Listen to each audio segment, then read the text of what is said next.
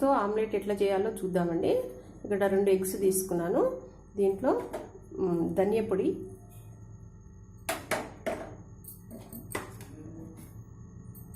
కొంచెం కారము,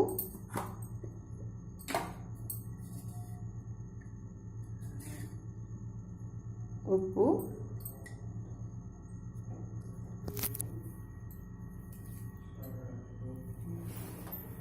కొత్తిమీర, కరివేపాకు.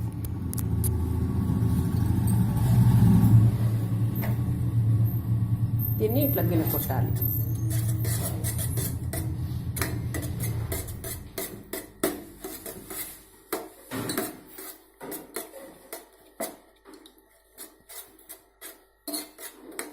తర్వాత ఉల్లిగడ్డ వేపాలి. ఇది ఎట్లా వేయించాలి అనేది చూపిస్తా. మూకుడు పొయ్యి మీద పెట్టిన దీంట్లో నూనె వేయాలి.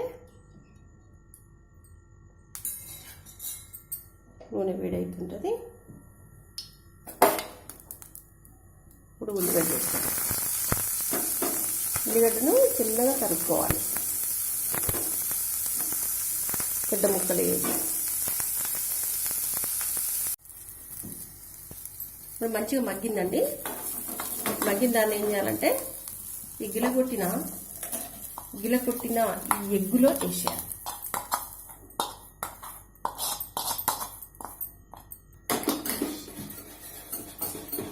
కొద్దిగా పసుపు వేసుకోవాలి. ఇప్పుడు పాలు పోయాలి, కొంచెం పాలు పోయాలి, ఎక్కువ వద్దు, చాలు. ఈ పాల వల్ల ఏమైందంటే లూజ్ అయ్యి ఆమ్లెట్ వేసినప్పుడు మంచిగా పొంగుతుంది. ఇప్పుడు పెంక పొయ్యి మీద పెట్టినండి, వేడైంది. దీంట్లో ఆయిల్ వేయాలి, కొంచెం ఆయిల్ వేసుకోవాలి. మనం తయారు చేసుకున్నటువంటి ఈ ఎగ్గును దీంట్లో పోసాలి.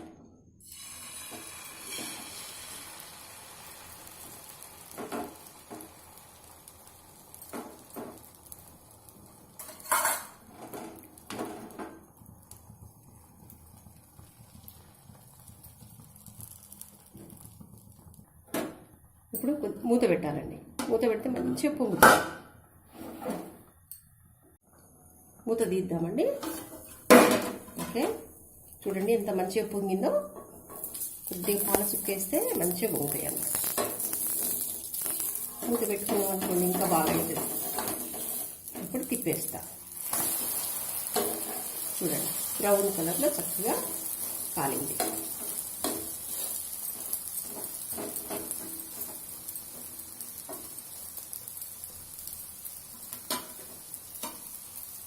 Omelette ready. వేడి వేడి ఆమ్లెట్ రెడీ అయింది చూడండి.